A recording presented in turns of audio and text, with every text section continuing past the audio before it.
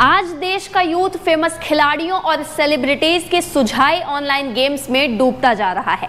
Internet और digital क्रांति के कारण मनी गेमिंग इंडस्ट्री का अच्छा खासा विस्तार हुआ है। इन्हीं विज्ञापन में तेज स्पीड से वार्निंग भी दी जाती है कि इन्हें संभल कर खेलें, इनकी लत लग सकती है।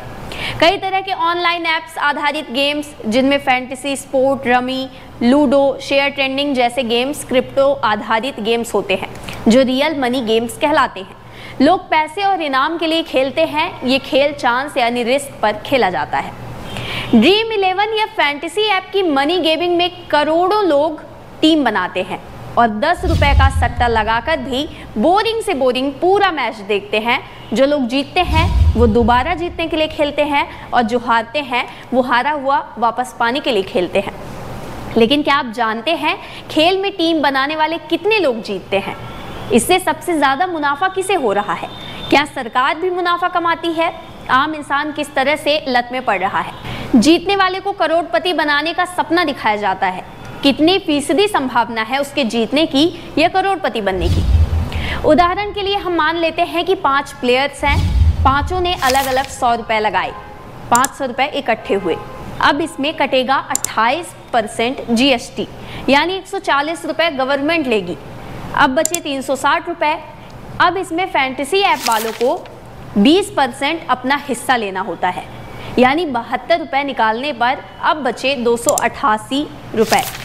कायदे से देखा जाए तो ये अमाउंट अब जीतने वाले प्लेयर को मिलना चाहिए, लेकिन जब उसको मिलेगा तब उसे 30% TDS भी देना होगा, क्योंकि सेक्शन 115 BBG और 194 BA जिसमें साफ लिखा हुआ है कि ऑनलाइन गेम्स में विनर्स को 30% का टैक्स देना होगा।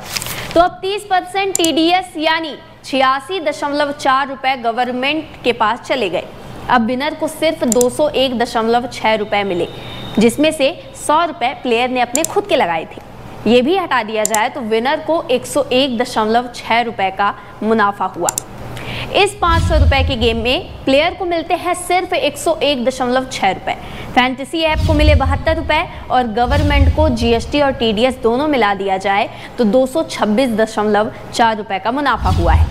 सबसे ज़्यादा फायदा अगर हुआ है तो वो है गवर्नमेंट को, और ये कोई छोटा अमाउंट नहीं है, ये करोड़ों में जाता है। हिंदुस्तान टाइम्स की रिपोर्ट के मुताबिक इंडियन क्रिकेट टीम के हर इंटरनेशनल मैच में करीबन 1500 करोड़ रुपए इन प्लेटफॉर्म्स पर लोग लगाते हैं। डोमेस्टिक और इंटरनेशनल टूर्नामेंट्स मैच को मिला दें तो 10 लाख करोड़ से भी ज़्यादा बड़ा नंबर है ये। फैंटेसी गेमिंग ऐप की 2022 की रेवेन्यू की बात करें तो 6800 करोड़ रुपए है, और ये रेवेन्यू 2027 तक 25,240 करोड़ रुपए हो जाएगा।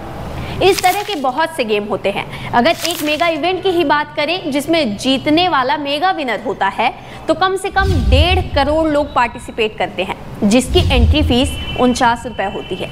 यानी 1.5 करोड़ में 49 को मल्टीप्लाई करें तो 73 करोड़ 50 लाख इकट्ठे होते हैं, जिसमें से 33 करोड़ 28 लाख गवर्नमेंट के पास जाता है और फैंटेसी ऐप के पास 10 करोड़ 58 लाख रुपए जाते हैं।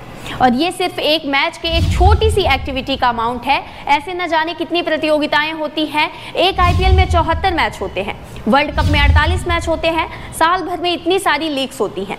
सिर्फ क्रिकेट ही नहीं, हॉकी, फुटबॉल, हर जगह पे बहुत से मैच होते हैं।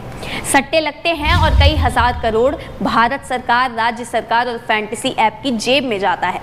यही नहीं, फैंटेसी ऐप सेलिब्रिटी और क्रिकेटर से ऐड करवाते हैं और इससे उन्हें भी पैसा मिलता है। BCCI के पास अलग राइट्स होते हैं तो BCCI के पास भी करोड़ों रुपए जाते हैं। कहने का मतलब ये है कि इससे BCCI पैसा कमा रही है, स्टेट गवर्नमेंट पैसा कमा रही है, सेंट्रल गवर्नमेंट पैसा कमा रही है, क्रिकेटर्स और सेलिब्रिटी पैसा कमा रहे हैं। ये पैसा आ कहाँ से रहा है? तो ये पैसा दे रहे हैं आप, आपके माँ बाप की मेहनत का या आपकी खुद की मेहनत का। इसमें जेब आपकी ही कट रही है। हाल ही की रिपोर्ट है जहां एडुटेक की बायजूस वगैरह कंपनियां लॉस में हैं और फैंटेसी ऐप यूनिकॉर्न बनती जा रहे हैं। हजारों करोड़ कमा रही हैं आपको करोड़पति बनने के सपने दिखाकर। अगर एक दो कोई भी जीत जाता है तो लोगों को लगता है कि वो भी करोड़पति बन जाएंगे। गणितीय रूप से देखें तो इन ऐप्स पे एक इंसान के जीतने की प्रोबेबिलिटी बहुत कम है। मेगा इवेंट की बात ही करें तो 0.0000067% प्रोबेबिलिटी है आपके जीतने की। अगर आप अपने फ्रेंड्स, स्कूल, कॉलेज और गांव के 1 लाख लोगों को इकट्ठा करके भी टीम बनाएं तो भी आपके जीतने के चांसेस बहुत कम है। आप 7 करोड़ से भी ज़्यादा लोगों की टीम बनाएंगे तो भी जीतने के चांसेस बहुत कम है। अब आप सोच रहे हैं ऐसा क्यों? इन फैंटेसी ऐप्स में 2 टीमों में से 11 लोगों की टीम बनानी होती है, यानी 22 प्लेयर्स में से 11 को चुनना होता है। सारे कॉम्बिनेशन को कैलकुलेट करने पर टीम कॉम्बिनेशन होता है 7,05,432। लेकिन बात यहाँ खत्म नहीं होती है, इसमें भी चुनने होते हैं कैप्टन और वाइस कैप्टन। सिर्फ एक टीम के अंदर कैप्टन और वाइस कैप्टन बनने के 110 कॉम्बिनेशन बनते हैं। अब अगर हम टीम कॉम्बिनेशन और कैप्टन कॉम्बिनेशन को मल्टीप्लाई करते हैं, यानी 7,05,432 से 110 को गुणा करते हैं तो 7,75,97,520 आता है। इस कैलकुलेशन का साफ मतलब है कि किसी छोटे देश का प्रधानमंत्री यानी प्राइम मिनिस्टर बनने की आम आदमी की संभावना ज्यादा है, लेकिन इन ऐप्स में खेलकर करोड़पति बनने की संभावना बहुत कम है। ये सिर्फ आम इंसान की बात नहीं है, यहाँ तक फैंटेसी ऐप का जो ओनर है, खिलाड़ी विराट कोहली, MS धोनी कोई भी टीम बना ले तो बिल्कुल ज़रूरी नहीं है कि वो जीत ही जाएंगे। ये ऐप्स फेयर तो रहते हैं, लेकिन इनमें जीतने की जो प्रोबेबिलिटी है वो छुपा कर रखी जाती है। उल्टा ये बताया जाता है कि अगर आप ऐसे ही टीम बनाते रहे, खेलते रहे तो एक न एक दिन आप करोड़पति ज़रूर बन जाएंगे। इसमें आप खेलते खेलते कुछ बाजियां ज़रूर जीत सकते हैं, लेकिन असली जीत तो ऊपर बैठे मास्टर की है, जो आपको खिला खिला कर असली गेम जीत रहे हैं और करोड़पति बन रहे हैं। आजकल घर वालों के पास बैठने का समय नहीं होता है, लेकिन किसी भी मैच में 10 रुपए भी अगर लगाया है तो पूरा मैच टीवी के सामने बैठकर लोग देखते हैं। और अगर आपके चुने हुए प्लेयर ने रन मार दिया तो उसमें आपकी एक्साइटमेंट बढ़ जाती है और आप और ज़्यादा पैसा लगाते हैं। इसमें सिर्फ पैसे की बात नहीं है, इसके रश से आप एडिक्ट होते चले जाते हैं। इसका एडिक्शन इतना गहरा होता है कि आदमी के स्ट्रॉन्ग मैन भी इसका शिकार हुए हैं और 20-20 लाख रुपए गंवा चुके हैं।